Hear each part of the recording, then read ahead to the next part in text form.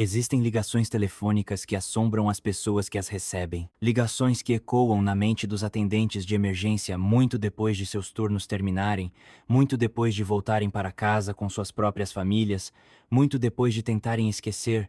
A ligação que chegou no dia 22 de maio de 2013, aproximadamente às 9h17 da manhã, foi uma dessas ligações. 911. Qual é a sua emergência? A voz do outro lado da linha pertencia a uma mulher chamada Pearl Fernandes. Ela estava chorando, frenética, suas palavras tropeçando umas nas outras em um pânico que parecia quase teatral para a atendente que já havia ouvido milhares de ligações de emergência antes. Pearl estava gritando que o filho dela, seu filho de 8 anos, Gabriel, tinha caído e batido a cabeça. Ele não estava respirando. Ele não estava se movendo. Ela precisava de ajuda imediatamente. A atendente fez as perguntas padrão. Ele está consciente? Não. Ele está respirando? Não. O que aconteceu? Ele caiu. Bateu a cabeça no chão. A atendente conseguia ouvir algo ao fundo. Outra voz. A voz de um homem, também alegando que o menino tinha simplesmente caído. A atendente começou a dar instruções de RCP, sua voz calma e medida, tentando guiar Pearl através dos passos que poderiam salvar a vida de uma criança. Mas mesmo através da linha telefônica, mesmo através da distância entre o centro de chamadas de emergência e aquele apartamento em Palmdale, Califórnia, algo parecia errado. A atendente não conseguia identificar exatamente, mas havia algo fora do lugar sobre o pânico da mãe. Algo ensaiado. Algo que não se encaixava perfeitamente na situação que ela estava descrevendo. Quando os paramédicos chegaram no pequeno apartamento na East Avenue Keys em Palmdale, eles não estavam preparados para o que iriam encontrar. Esses eram socorristas experientes, pessoas que já tinham visto acidentes de carro e ataques cardíacos, overdoses e quedas, todo tipo de emergência médica que você possa imaginar. Mas nada, absolutamente nada, poderia ter-los preparado para a visão do menino de 8 anos, Gabriel Fernandes. O garoto estava nu, deitado no chão de um quarto. Seu corpo estava frio ao toque. Ele não estava respirando. Ele não tinha pulso. Mas não foi a ausência dos sinais vitais que fez os paramédicos pararem em seus passos. Foi a condição do seu corpo. O rosto de Gabriel estava coberto de hematomas, marcas roxas e pretas profundas que cobriam quase cada centímetro de sua pele. Seus olhos estavam inchados e fechados. Seus lábios estavam abertos e rachados. Seu crânio parecia deformado, como se algo tivesse afundado um lado de sua cabeça. Havia queimaduras em sua pele, vergões, cortes, cicatrizes em vários estágios de cura. Seu corpo parecia ter passado por uma guerra. Um dos paramédicos mais tarde testemunharia que, em todos os seus anos de medicina de emergência, ele nunca tinha visto nada assim. A criança parecia ter sido torturada. Eles imediatamente começaram os procedimentos de emergência, tentando desesperadamente reanimá-lo, fazer seu coração bater novamente, fazer o oxigênio fluir para seu cérebro. Eles o intubaram, iniciaram compressões torácicas, o colocaram numa maca e o levaram correndo para a ambulância. Enquanto trabalhavam, não puderam deixar de notar o apartamento ao redor deles. Era bagunçado, sujo, cheio dos destroços de uma casa caótica. E parados na porta, observando-os trabalhar, estavam Pearl Fernandes e seu namorado, Isauro Aguirre. Pearl ainda estava chorando, ainda insistindo que Gabriel tinha simplesmente caído e batido a cabeça. Isauro ficou em silêncio, seu rosto indecifrável, seus braços cruzados sobre o peito. Nenhum deles parecia particularmente preocupado em entrar na ambulância com o filho deles que estava morrendo. Nenhum deles perguntou se ele ficaria bem.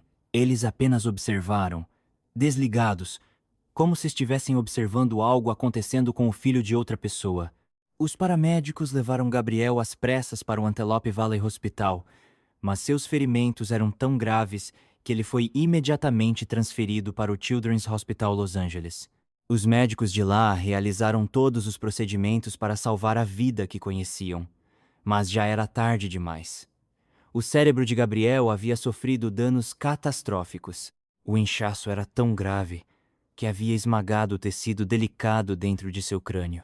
Ele estava, para todos os efeitos, já morto. No dia 24 de maio de 2013, 2 dias após aquela ligação frenética para o 911, Gabriel Fernandes, de 8 anos, foi declarado com morte cerebral. Seu suporte de vida foi desconectado. Ele morreu rodeado não pela mãe que havia ligado para o 911, não pelo namorado que havia ficado em silêncio na porta, mas pela equipe médica que tentou tudo para salvar uma criança que nunca havia conhecido antes. Mas a morte de Gabriel não foi o fim da história. Foi, de muitas formas, apenas o começo. Porque conforme os investigadores começaram a juntar as peças do que havia acontecido naquele apartamento em Palmdale, conforme eles entrevistaram testemunhas e examinaram evidências e falaram com os irmãos de Gabriel, uma imagem horrível começou a surgir. Isso não foi um acidente trágico. Isso não foi um menino que simplesmente caiu e bateu a cabeça. Isso foi assassinato. Assassinato sistemático, prolongado, indescritivelmente cruel. E o homem que seria finalmente considerado o maior responsável pela morte de Gabriel, o homem que tinha ficado em silêncio naquela porta enquanto os paramédicos lutavam para salvar a vida do menino, era Isauro Aguirre. Para entender como Gabriel Fernandes acabou morto no chão de um quarto aos 8 anos de idade, nós temos que voltar ao começo. Temos que entender quem Gabriel era, de onde ele veio, e como ele acabou sob os cuidados de 2 pessoas que o torturariam até a morte. Gabriel Fernando Fernandes nasceu em 20 de fevereiro de 2005, em Palmdale, Califórnia. Sua mãe era Pearl Fernandes, uma mulher que já havia dado à luz a várias crianças e havia provado ser incapaz de cuidar de qualquer uma delas. A vida de Pearl foi marcada pelo caos desde o início. Seu pai tinha entrado e saído da prisão durante toda a sua infância. Ela tinha começado a usar metanfetamina aos 9 anos de idade. 9 anos de idade.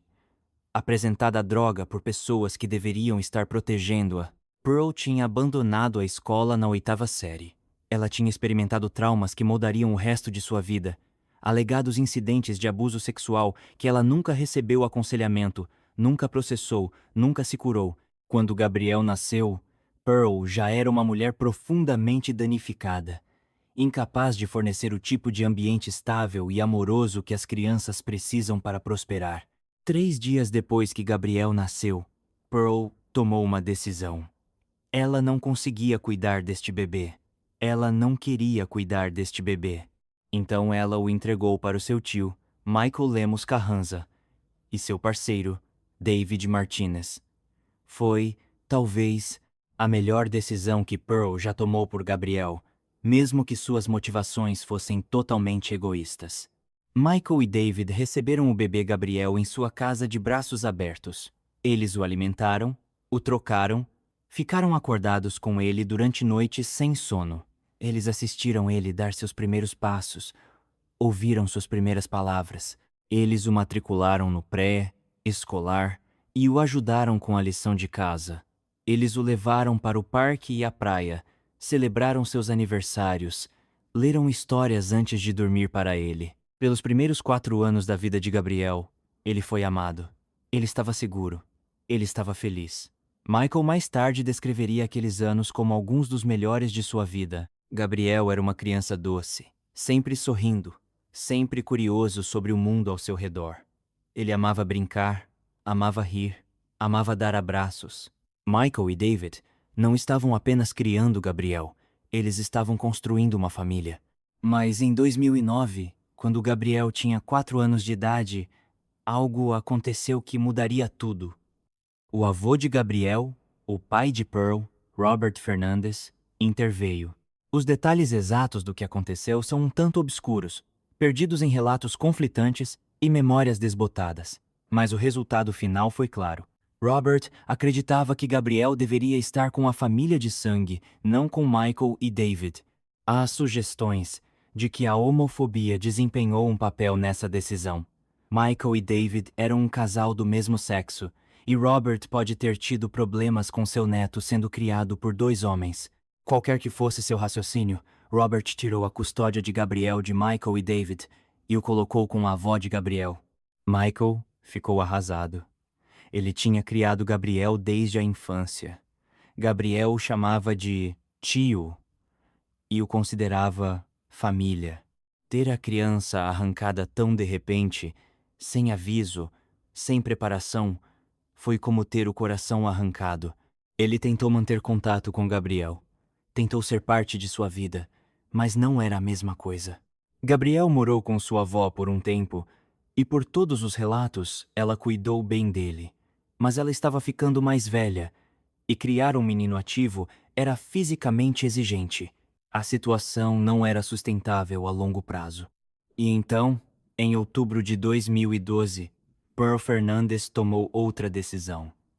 Ela queria Gabriel de volta. Não foi porque Pearl tinha desenvolvido subitamente instintos maternais. Não foi porque ela tinha ficado limpa, organizado sua vida, se tornado capaz de cuidar de uma criança. Pearl queria Gabriel de volta por uma razão simples e enojante: dinheiro. Na Califórnia, as famílias recebem pagamentos de assistência social para cada criança sob seus cuidados. Mais crianças significava mais dinheiro.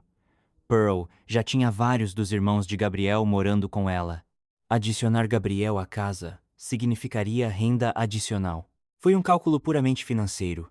Uma transação que tratava uma criança humana como nada mais do que uma fonte de receita. O avô de Gabriel, apesar de sua intervenção anterior para tirar o menino de Michael e David, concordou em deixar Pearl ter a custódia. Talvez ele acreditasse que Pearl tinha mudado. Talvez ele pensasse que uma criança deveria estar com sua mãe. Talvez ele simplesmente não quisesse mais a responsabilidade.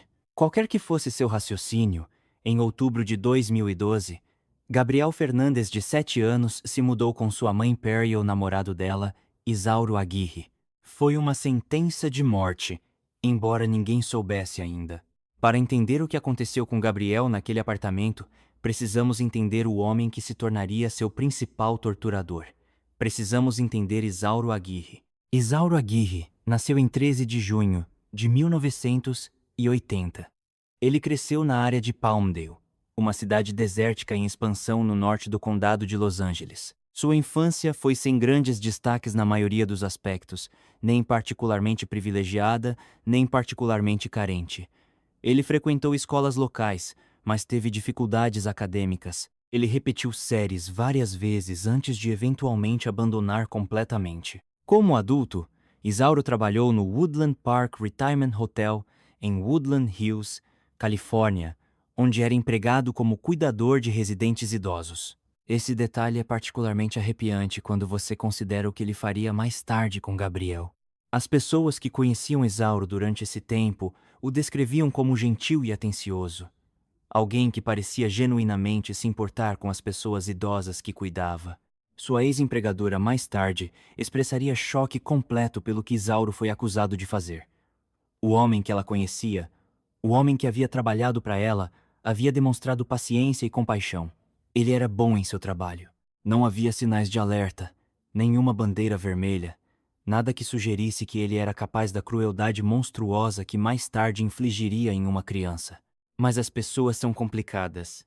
As pessoas podem mostrar bondade para alguns e crueldade para outros. E quando Isauro Aguirre conheceu Pearl Fernandes, algo nele mudou. Ou talvez algo nele foi libertado. Algo que sempre esteve lá, esperando pelas circunstâncias certas para emergir. O relacionamento de Isauro e Pearl foi tóxico desde o início. Ambos tinham lutado com abuso de substâncias. Ambos tinham problemas de raiva. Ambos tinham uma tendência à violência. Quando se mudaram juntos, eles criaram um ambiente doméstico que era caótico, instável e perigoso. Pearl já tinha várias crianças de relacionamentos anteriores, os meio-irmãos de Gabriel. Essas crianças moravam no apartamento com Pearl e Isauro, testemunhando diariamente a disfunção e violência que caracterizavam a vida familiar deles. E em outubro de 2012, Gabriel se juntou a eles. No início, as coisas pareciam estar bem. Gabriel foi matriculado na Summerwind Elementary School, onde foi colocado na 3ª série. Sua professora era uma mulher chamada Jennifer Garcia, uma educadora dedicada que genuinamente se importava com seus alunos. Gabriel parecia uma criança normal, talvez um pouco quieta, um pouco reservada, mas, de resto, sem grandes destaques. As primeiras semanas passaram sem incidentes. Gabriel fazia sua lição de casa, brincava com outras crianças no recreio, parecia estar se ajustando à sua nova vida. Jennifer Garcia não tinha razão para suspeitar que algo estivesse errado. Mas então, lentamente, as coisas começaram a mudar. Começou com perguntas. Gabriel se aproximava da Sra. Garcia depois da aula, quando os outros alunos tinham saído, e ele fazia perguntas que a deixavam desconfortável. É normal sua mãe te bater? Ele perguntou um dia. É normal ser batido com uma fivela de cinto até sangrar? O sangue da Sra. Garcia gelou. Essas não eram perguntas normais. Essas não eram o tipo de coisas que as crianças perguntavam a menos que algo estivesse muito, muito errado. Ela se ajoelhou na altura dos olhos de Gabriel, olhou no rosto e perguntou gentilmente se alguém estava machucando ele em casa. Os olhos de Gabriel se encheram de lágrimas, mas ele não respondeu diretamente. Ele apenas deu de ombros, olhou para baixo em seus sapatos e foi embora. No dia 30 de outubro de 2012, menos de um mês depois que Gabriel havia se mudado com Pearl e Isauro, Jennifer Garcia fez a primeira ligação para a linha direta de abuso infantil. Ela relatou suas preocupações sobre Gabriel, sobre as perguntas que ele tinha feito, sobre a mudança que ela estava vendo em seu comportamento. Uma assistente social chamada Stephanie Rodrigues foi designada para investigar. Deveria ter sido o começo do resgate de Gabriel. Em vez disso, foi o começo de uma das falhas mais catastróficas do sistema de bem-estar infantil na história da Califórnia. Em novembro de 2012, Gabriel apareceu na escola com ferimentos visíveis. Havia crostas em sua cabeça. Pedaços de seu cabelo estavam faltando, arrancados pela raiz. Quando a Sra. Garcia perguntou o que aconteceu, Gabriel disse que sua mãe tinha batido nele no rosto. A Sra. Garcia ligou para o DCFS novamente, e novamente, e novamente. Ela acabaria fazendo mais de uma dúzia de ligações para o Departamento de Crianças e Serviços Familiares, cada vez relatando novos ferimentos, novas preocupações, novas razões para acreditar que Gabriel estava sendo abusado. Cada vez, uma assistente social era enviada para investigar.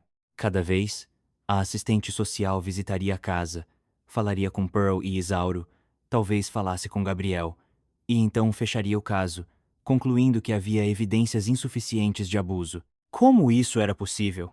Como uma criança podia aparecer na escola repetidamente com ferimentos visíveis, com crostas e hematomas e cabelo faltando, e ainda assim o sistema projetado para proteger-lo falhou tão completamente? Parte da resposta está nas cargas de trabalho esmagadoras carregadas por assistentes sociais no condado de Los Angeles. Stephanie Rodrigues e os outros assistentes sociais designados ao caso de Gabriel eram cada um responsável por dezenas de famílias, dezenas de crianças.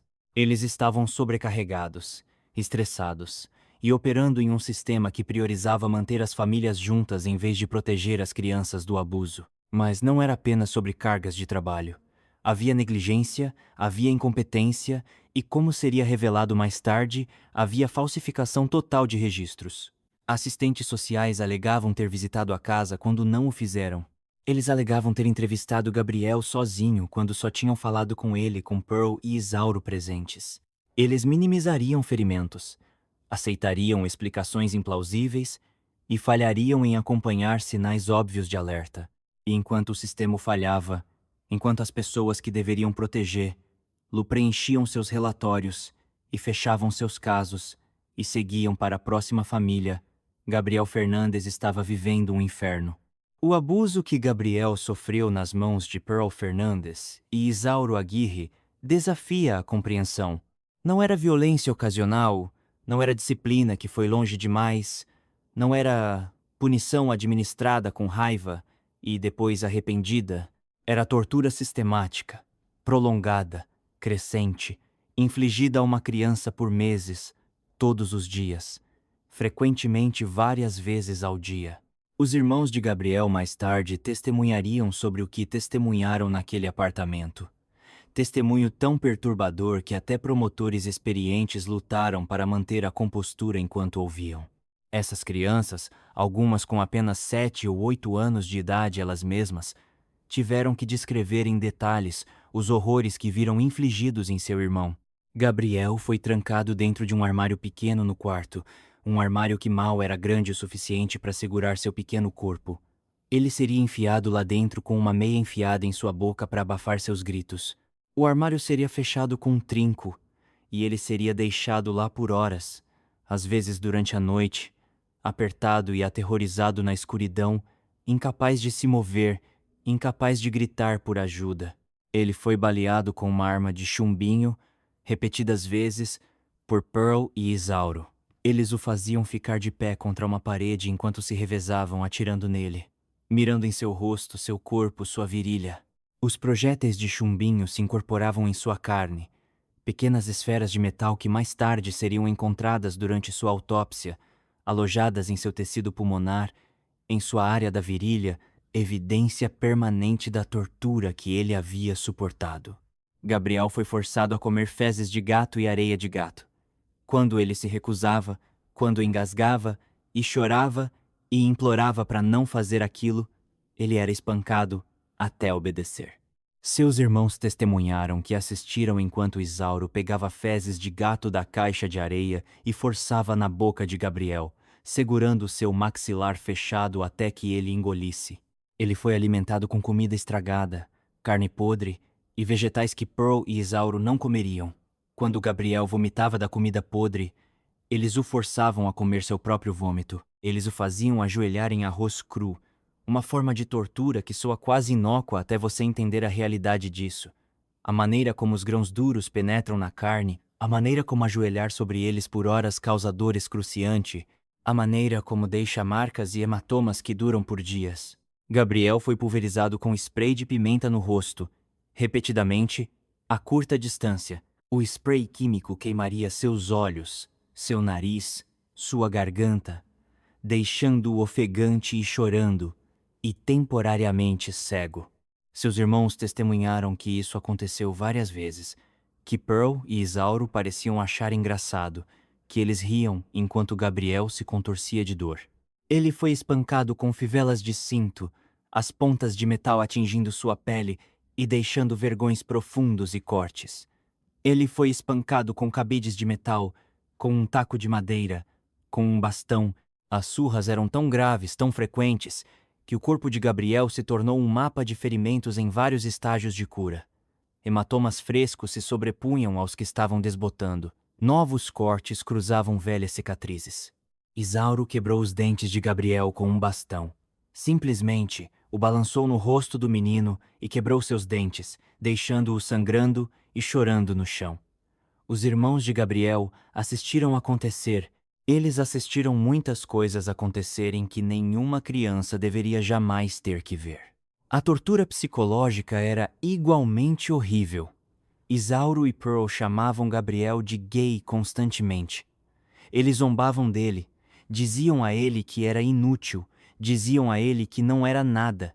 Isauro, em particular, parecia ter se convencido de que Gabriel era gay, e essa crença alimentava sua raiva. Ele forçou Gabriel a usar roupas de meninas para a escola, a vestir rosa e roxo, a carregar uma bolsa. Ele fez isso não como alguma tentativa mal orientada de aceitação, mas como humilhação, como zombaria, como mais uma forma de tortura.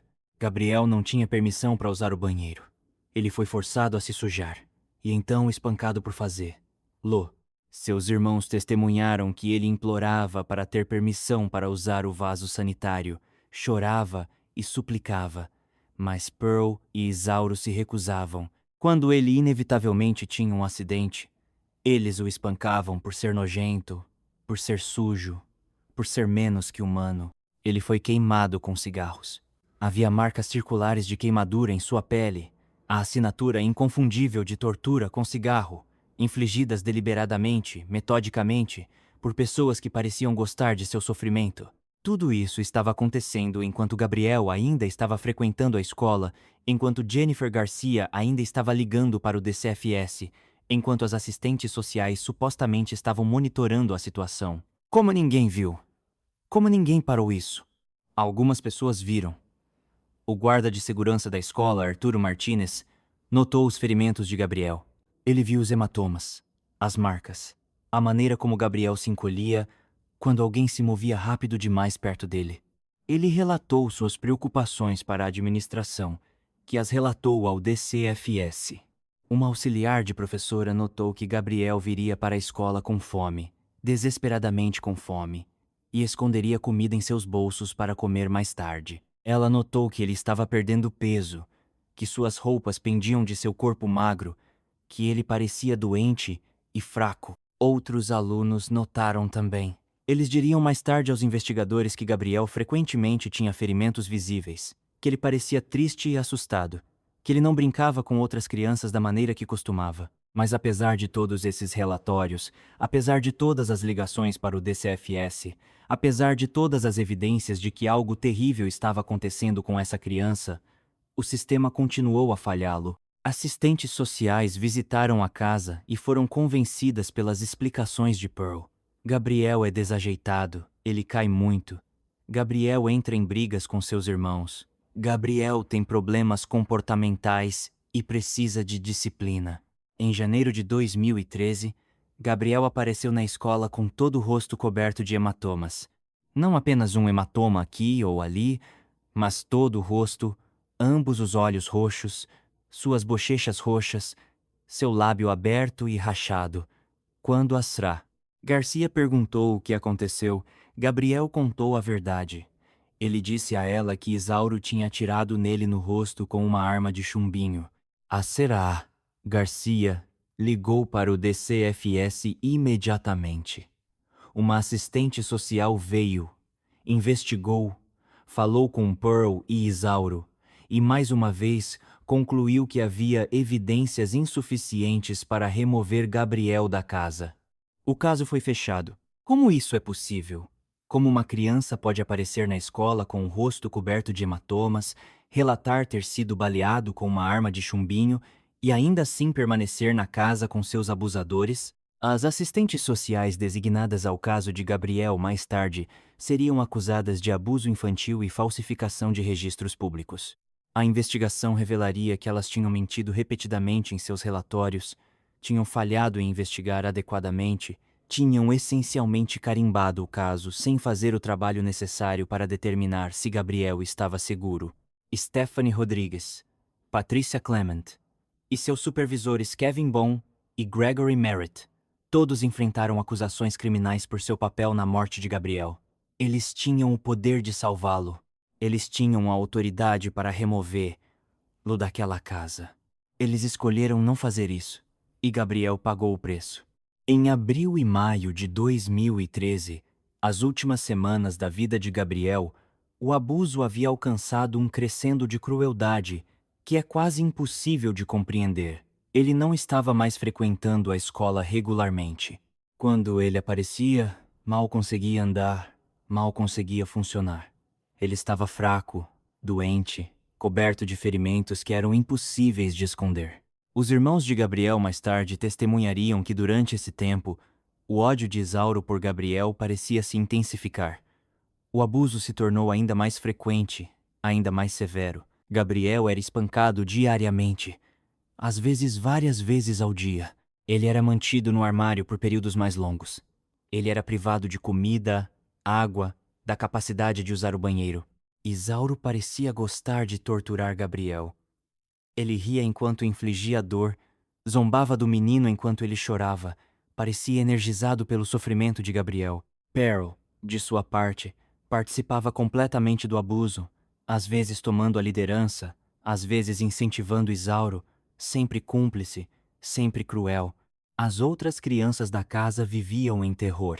Eles sabiam que se tentassem ajudar Gabriel, se interviessem, se contassem a alguém o que estava acontecendo, eles seriam os próximos. Então eles assistiram, impotentes e traumatizados, enquanto seu irmão era lentamente torturado até a morte. 22 de maio de 2013 começou como muitos outros dias no apartamento de Palmdale. Gabriel estava com dor, fraco, mal conseguindo ficar de pé. Isauro e Pearl estavam com raiva, como frequentemente estavam, procurando qualquer desculpa para punir o menino que tinham decidido odiar. A desculpa naquele dia foram brinquedos. Os irmãos de Gabriel tinham deixado brinquedos no chão, tinham falhado em limpar adequadamente. Mas foi Gabriel quem pagaria o preço. Pearl arrastou Gabriel para o quarto. Isauro seguiu. As outras crianças ouviram gritos, o som de golpes aterrissando, o som de algo pesado batendo no chão repetidas vezes e repetidas vezes e repetidas vezes. E então, depois do que pareceu uma eternidade, silêncio. Quando a porta se abriu, Gabriel estava inconsciente.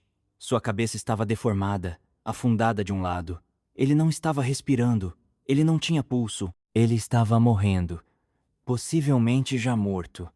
Seu corpo de 8 anos finalmente desistindo depois de meses de tortura que nenhum ser humano deveria jamais ter que suportar. Pearl ligou para o 911, frenética, alegando que Gabriel tinha caído e batido a cabeça. Isauro ficou ao fundo, silencioso, observando. Nenhum deles tentou o RCP. Nenhum deles parecia particularmente preocupado. Eles finalmente tinham ido longe demais, finalmente cruzado a linha da tortura para o assassinato, e agora eles estavam tentando encobrir seus rastros. Mas não havia como encobrir isso. Os ferimentos de Gabriel eram muito graves, muito extensos. Obviamente demais o resultado de abuso prolongado. Os paramédicos sabiam imediatamente que isso não era acidente. Os médicos no hospital sabiam. A polícia sabia. Dentro de horas da chegada de Gabriel ao hospital, Pearl Fernandes e Isauro Aguirre foram ambos presos e acusados de assassinato. Quando os médicos no Children's Hospital Los Angeles examinaram o corpo de Gabriel, eles encontraram um catálogo de ferimentos tão extenso que levou horas para documentar todos eles. Alyssa Rake, uma pediatra forense, conduziu o exame e mais tarde testemunharia no tribunal sobre o que encontrou. Gabriel tinha uma fratura de crânio deprimida no lado esquerdo de sua cabeça. Um ferimento massivo consistente com ser golpeado repetidamente com um objeto contundente. A fratura havia causado sangramento em seu cérebro, inchaço massivo e, em última instância, morte cerebral. Seu crânio estava quebrado, em vários lugares. Ele tinha 3 costelas quebradas, ferimentos que tinham várias semanas de idade com base nos padrões de cura. Isso significava que Gabriel tinha estado andando por aí, indo para a escola, vivendo sua vida com costelas quebradas, em dor constante, sem tratamento médico. Ele estava faltando vários dentes, arrancados pelo bastão de Isauro. Sua boca estava cheia de cortes e cicatrizes. Havia projéteis de chumbinho incorporados em seu pulmão e virilha, lembretes permanentes das vezes em que ele havia sido usado como alvo de tiro. O projétil em seu pulmão tinha perfurado o tecido, causando dano interno que seu corpo tinha tentado curar mesmo enquanto novos ferimentos estavam sendo infligidos. Havia uma laceração profunda na base de seu pênis, um ferimento tão horrível que os promotores lutaram até mesmo para descrevê-lo no tribunal. O propósito desse ferimento, como foi infligido, permanece obscuro, mas fala do nível de crueldade sádica que Gabriel suportou. Seu corpo estava coberto de hematomas em vários estágios de cura, hematomas amarelados de semanas atrás se sobrepondo a marcas roxo-pretas frescas da surra final. Havia hematomas em seu rosto, seu torso, seus braços, suas pernas, suas costas. Havia queimaduras de cigarro, cicatrizes de cortes anteriores, marcas de ser golpeado com fíbulas de cinto e cabides. Gabriel estava severamente desnutrido, seu peso corporal muito abaixo do que deveria ser para um menino de 8 anos saudável. Seu fígado mostrava sinais de dano, seu corpo estava desligando, morrendo lentamente mesmo antes da surra final que o matou. Rake testemunhou que em seus anos examinando vítimas de abuso infantil, ela nunca tinha visto nada tão severo quanto o que tinha sido feito a Gabriel Fernandes. O nível de tortura, a extensão dos ferimentos, a natureza prolongada do abuso, tudo isso apontava para algo além até dos piores casos que ela tinha encontrado anteriormente. No dia 24 de maio de 2013, Gabriel foi declarado com morte cerebral. Seu suporte de vida foi desconectado. Gabriel Fernando Fernandes, de 8 anos, foi declarado morto. Sua breve vida terminada pelas mesmas pessoas que deveriam amá-lo e protegê-lo. A investigação sobre a morte de Gabriel se moveu rapidamente. Detetives entrevistaram os irmãos de Gabriel, que forneceram relatos de partir o coração e detalhados do abuso que tinham testemunhado. Eles entrevistaram professores, funcionários da escola, vizinhos, qualquer pessoa que tinha tido contato com a família. Eles revistaram o apartamento e encontraram evidências por toda parte. O armário onde Gabriel havia sido trancado era pequeno demais para uma criança do tamanho dele, o interior arranhado como se ele tivesse tentado arranhar sua saída. Havia um bastão manchado de sangue, a arma que tinha quebrado os dentes de Gabriel e provavelmente contribuído para a fratura de seu crânio. Havia a arma de chumbinho que tinha sido usada para atirar nele. Havia latas de spray de pimenta, fivelas de cinto com o sangue de Gabriel nelas, todos os implementos de tortura que tinham sido usados contra uma criança indefesa. Investigadores também descobriram que Pearl tinha estado forjando atestados médicos para explicar as ausências de Gabriel da escola. Ela tinha criado documentos médicos falsos, alegando que Gabriel tinha consultas, estava doente, precisava ficar em casa. Ela estava tentando mantê-lo longe das pessoas que poderiam notar seus ferimentos, poderiam fazer perguntas, poderiam intervir. O grande júri do Condado de Los Angeles ouviu evidências no caso de Gabriel e emitiu um relatório de 800 páginas detalhando o abuso e as falhas sistemáticas que tinham permitido que ele continuasse. O relatório era tão perturbador que porções dele foram mantidas seladas para proteger a privacidade dos irmãos de Gabriel e para poupar o público de alguns dos detalhes mais gráficos. Pearl Fernandes e Isauro Aguirre foram ambos acusados de assassinato capital com uma circunstância especial de tortura. Na Califórnia, isso significava que eles eram elegíveis para a pena de morte. O promotor designado ao caso foi Jonathan Hatami, um promotor público adjunto que tinha lidado com casos de abuso infantil antes, mas nunca tinha visto nada como o que tinha sido feito a Gabriel. Hatami mais tarde diria que o caso de Gabriel mudou, que fez ele questionar sua fé na humanidade, que assombrou seus sonhos. Mas também o fez determinado a buscar justiça, a garantir que Pearl e Isauro pagassem o preço completo pelo que tinham feito. Em setembro de 2017, mais de 4 anos após a morte de Gabriel, o julgamento de Isauro Aguirre começou. Pearl já havia concordado em se declarar culpada de assassinato em primeiro grau e aceitar uma sentença de prisão perpétua sem possibilidade de liberdade condicional, provavelmente para evitar a pena de morte. Mas Isauro foi a julgamento, seu advogado argumentando que, embora ele tivesse abusado de Gabriel, ele não tinha a intenção de matá-lo, que a morte de Gabriel foi resultado de raiva em vez de premeditação. A acusação tinha uma história diferente para contar. Eles argumentaram que Isauro Aguirre tinha torturado Gabriel sistematicamente por meses, que ele havia gostado de infligir dor no menino, que a tortura escalou ao longo do tempo tanto em frequência quanto em gravidade. Isso não foi raiva, isso foi sadismo. Isso não foi um acidente, isso foi assassinato. O julgamento durou várias semanas, e a evidência apresentada era tão perturbadora que os jurados foram vistos chorando, ofegando, cobrindo seus rostos. Fotos do corpo de Gabriel foram mostradas, imagens tão gráficas que até repórteres de tribunal experientes tiveram que desviar o olhar. Os irmãos de Gabriel testemunharam. Essas crianças jovens tendo que reviver o trauma de assistir seu irmão sendo torturado até a morte.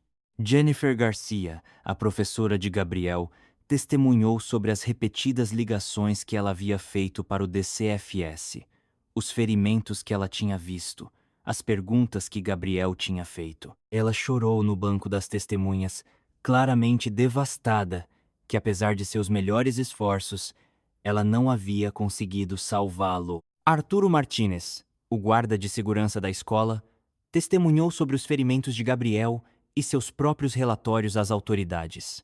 Médicos legistas testemunharam sobre os ferimentos extensos encontrados no corpo de Gabriel, explicando ao júri exatamente o que cada ferimento significava, como tinha sido infligido, quanta dor Gabriel teria sentido. O testemunho da Dra.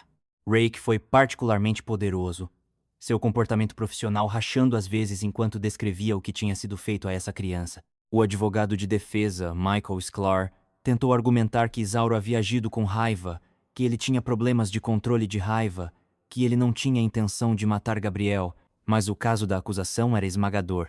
Os meses de abuso sistemático, a tortura, a violência crescente, tudo isso apontava para alguém que sabia exatamente o que estava fazendo e gostava de fazer isso. O promotor Jonathan Hatami argumentou que Isauro Aguirre tinha odiado Gabriel porque ele acreditava que o menino era gay, que essa homofobia tinha alimentado o abuso, que Isauro havia gostado de torturar Gabriel. A evidência apoiava essa teoria. O forçar Gabriel a usar roupas de meninas, a zombaria constante e os xingamentos, a maneira como Isauro parecia focar sua raiva em Gabriel enquanto largamente deixava as outras crianças em paz, tudo apontava para um ódio específico, direcionado. No dia 15 de novembro de 2017, depois de deliberar por várias horas, o júri retornou com seu veredicto: culpado de assassinato em primeiro grau. A circunstância especial de tortura também foi considerada verdadeira, significando que Isauro era elegível para a pena de morte. A fase de penalidade do julgamento começou em 27 de novembro de 2017. É aqui que o júri decidiria se Isauro Aguirre deveria ser condenado à morte ou à prisão perpétua sem possibilidade de liberdade condicional. Mais testemunhas testemunharam, incluindo o pai biológico de Gabriel, Arnold Contreras, que não tinha sido parte da vida de Gabriel, mas estava devastado pela morte de seu filho. O avô de Gabriel, Robert Fernandes, o homem que tinha tirado Gabriel do tio Michael e o colocado com Pearl, deu testemunho emocional. Ele estava claramente atormentado pela culpa, sabendo que sua decisão tinha levado Gabriel a estar naquele apartamento, aos cuidados das duas pessoas que o matariam. Robert chorou no banco das testemunhas, contando ao júri sobre o menino doce e feliz que Gabriel tinha sido, sobre o potencial que tinha sido roubado dele. No dia 13 de dezembro de 2017, o júri retornou com sua recomendação. Eles recomendaram que Isauro Aguirre fosse condenado à morte pela tortura e assassinato de Gabriel Fernandes. O juiz George Lomeli aceitou a recomendação do júri e formalmente condenou Aguirre à morte. Em 13 de junho de 2018, Isauro Aguirre foi admitido na prisão estadual de San Quentin, na Califórnia, para aguardar execução. No entanto, em 2019, o governador da Califórnia, Gavin Newsom, emitiu uma moratória sobre a pena de morte no estado, significando que nenhuma execução seria realizada durante seu mandato como governador. Aguirre permanece no corredor da morte, mas não há atualmente uma data de execução estabelecida. Em 2021, ele foi transferido para Richard J. Donovan Correctional Facility no Condado de San Diego, onde permanece encarcerado. Pearl Fernandes se declarou culpada de assassinato em primeiro grau e foi condenada à prisão perpétua sem possibilidade de liberdade condicional. Ela passará o resto de sua vida atrás das grades, nunca elegível para a liberação. Ela está atualmente encarcerada na prisão estadual feminina de Chowchilla, na Califórnia. Mas a história não termina com Pearl e Isauro atrás das grades. Ainda havia a questão dos assistentes sociais, as pessoas que tinham sido encarregadas de proteger Gabriel e falharam tão catastroficamente. Em março de 2016, um grande júri indiciou 4 assistentes sociais do Condado de Los Angeles por acusações de abuso infantil e falsificação de registros públicos. Stephanie Rodrigues e Patricia Clement eram as assistentes sociais de linha que tinham lidado com o caso de Gabriel. Kevin Bone e Gregory Merritt eram seus supervisores. Todos os 4 foram acusados de saber sobre o abuso de Gabriel, de ter o poder de removê-lo da casa e de escolher não agir. As acusações contra eles eram sem precedentes. Assistentes sociais nunca tinham sido criminalmente acusados na Califórnia por falhar em proteger uma criança sob seus cuidados. O caso levantou questões complexas sobre responsabilidade profissional, sobre quanta responsabilidade os assistentes sociais deveriam ter quando uma criança no sistema é morta. Os advogados dos assistentes sociais argumentaram que seus clientes eram bodes expiatórios, que o problema real era um sistema quebrado que sobrecarregava e subfinanciava assistentes sociais ao ponto em que erros eram inevitáveis. Eles argumentaram que acusar assistentes sociais individuais criminalmente teria um efeito inibidor na profissão, tornando mais difícil recrutar pessoas para fazer esse trabalho difícil e importante. Mas os promotores argumentaram que isso não era sobre erros honestos ou uma falha sistêmica. Isso era sobre indivíduos que tinham repetidamente falsificado registros, que tinham mentido sobre visitas que não fizeram e entrevistas que não conduziram, que tinham conscientemente escolhido ignorar evidências de abuso. As acusações permaneceram.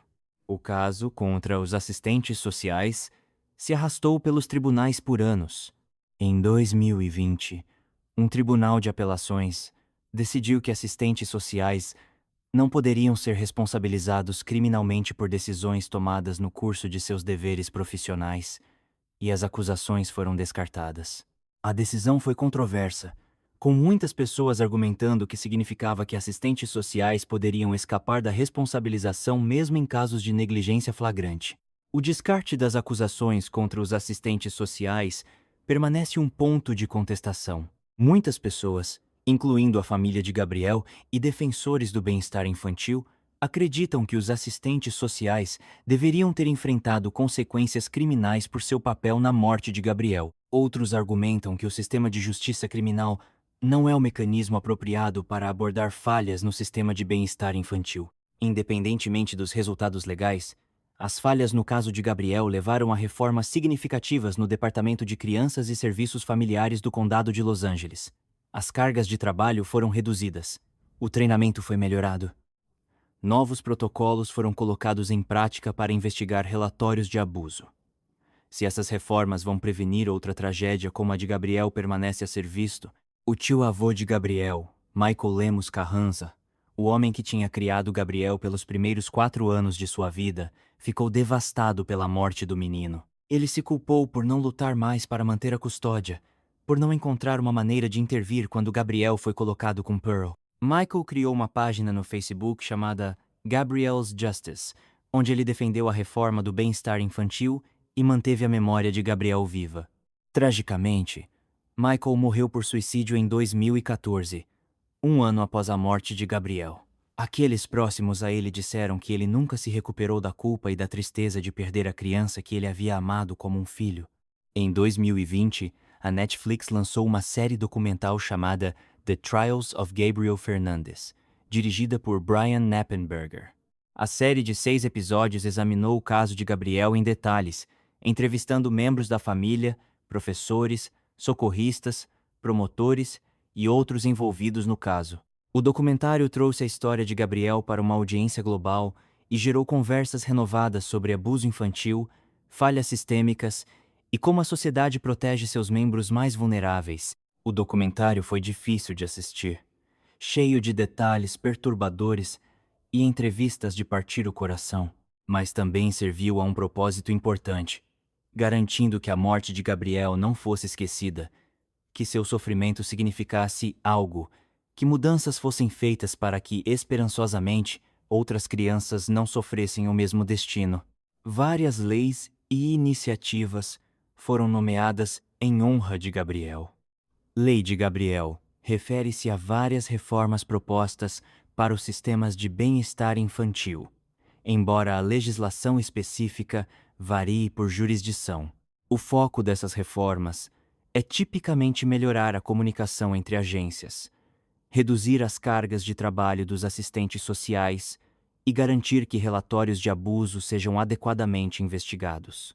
Os membros da família de Gabriel, aqueles que o amaram e tentaram proteger-lo, o lembram não como uma vítima, mas como uma criança.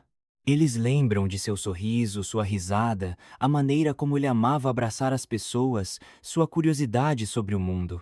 Eles lembram do menino que ele era antes de Pearl e Isauro entrarem em sua vida. O menino feliz que brincava no parque e ria quando fazia cócegas nele. A professora de Gabriel, Jennifer Garcia, carrega a culpa de não ter conseguido salvá-lo, mesmo tendo feito tudo certo, mesmo tendo relatado suas preocupações repetidamente. Ela fala publicamente sobre o caso agora, usa a experiência de Gabriel para defender mudanças no sistema de bem-estar infantil, para treinar outros professores sobre sinais de abuso, para garantir que a morte de Gabriel não seja em vão. Arturo Martínez, o guarda de segurança da escola, carrega o mesmo peso. Ele viu os ferimentos de Gabriel, ele relatou suas preocupações, e ainda assim não foi suficiente. Em entrevistas, ele fala sobre como o caso o mudou, como ele se tornou hipervigilante sobre crianças em sua comunidade, sempre procurando sinais de que algo está errado. Os irmãos de Gabriel continuam vivendo com o trauma do que testemunharam. Eles eram crianças quando assistiram seu irmão ser torturado até a morte, impotentes para impedi-lo, aterrorizados de que seriam os próximos. Eles foram colocados em lares adotivos depois da morte de Gabriel, longe de Pearl e Isauro, mas as cicatrizes emocionais do que viram nunca vão embora completamente. O caso de Gabriel Fernandes levanta questões difíceis sobre como a sociedade protege as crianças. Como um menino pode ser abusado tão horrivelmente, por tanto tempo, com tantas pessoas sabendo ou suspeitando, e ainda assim o sistema falhou em salvá-lo? Como os assistentes sociais visitaram a casa repetidamente e nunca o removeram? Como os relatórios de professores e funcionários da escola foram ignorados uma e outra vez? Não há respostas fáceis. O sistema de bem-estar infantil na Califórnia, como em muitos estados, está sobrecarregado e subfinanciado. Os assistentes sociais carregam cargas de trabalho impossíveis, responsáveis por dezenas de casos ao mesmo tempo. Eles fazem julgamentos difíceis sobre quando remover uma criança de uma casa, sabendo que a remoção em si pode ser traumática, sabendo que o sistema de lares adotivos está igualmente sobrecarregado. Mas o caso de Gabriel não foi apenas sobre um sistema sobrecarregado.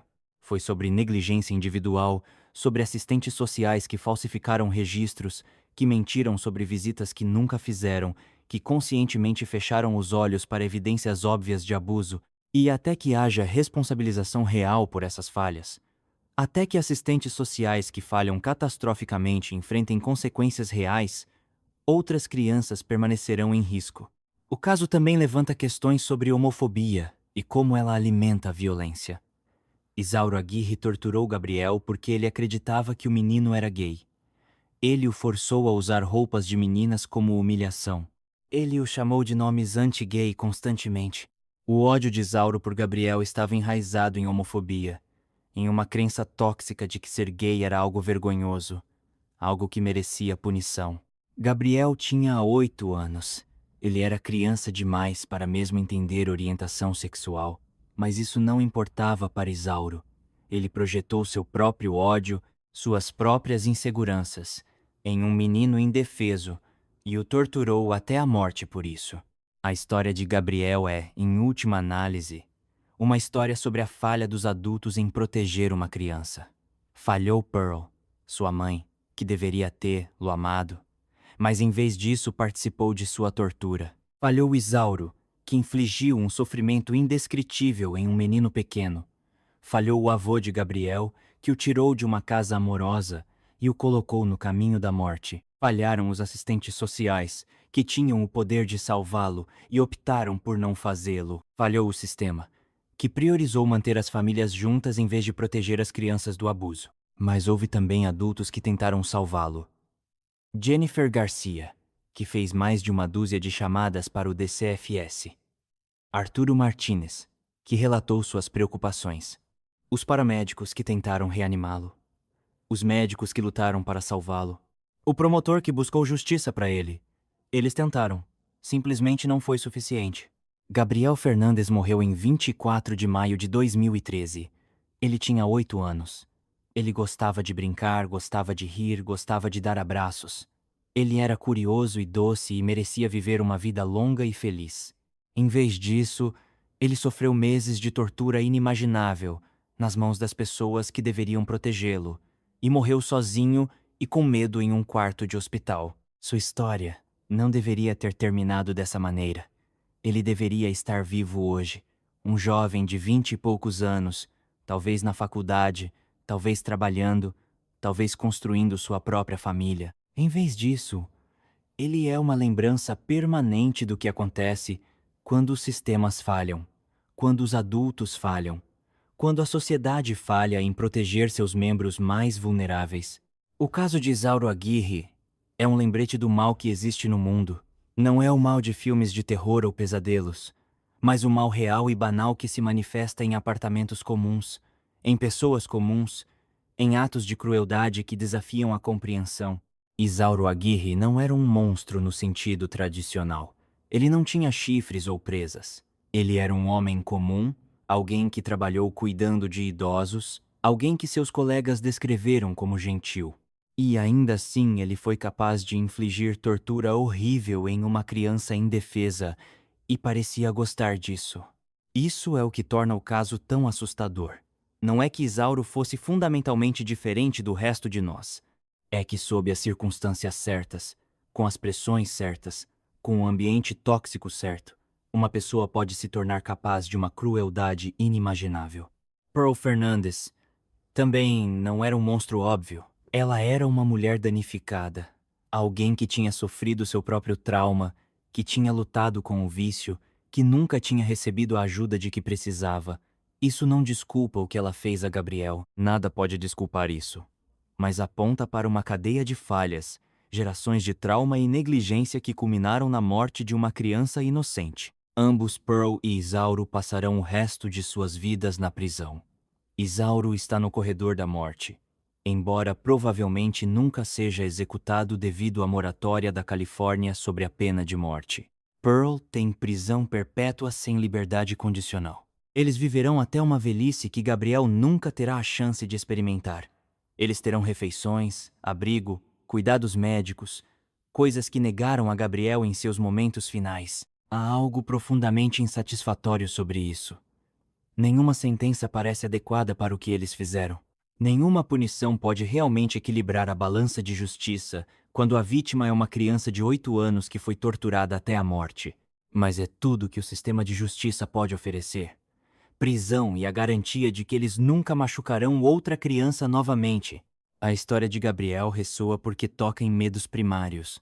O medo de que as crianças não estejam seguras, de que os sistemas projetados para protegê-las falhem, de que o mal possa esconder-se por trás de portas fechadas enquanto o mundo segue indiferente.